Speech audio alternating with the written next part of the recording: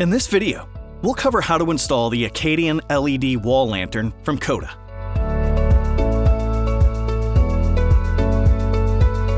Caution: turn off main power at the fuse or circuit breaker before installing the lighting fixture or making any electrical connection.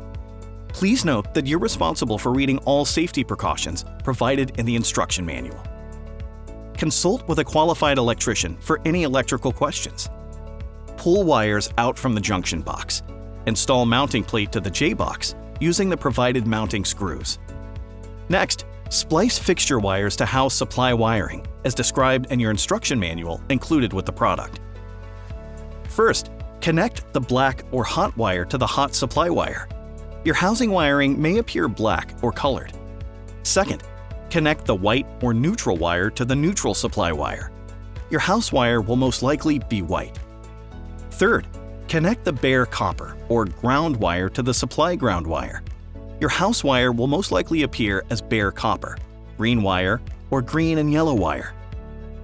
If your house does not supply a ground wire, wrap the fixture's bare ground wire around the green screw on the mounting bracket. Twist the wire nuts in a clockwise direction until tight. Make sure no bare wire or wire strands are visible after making the connections.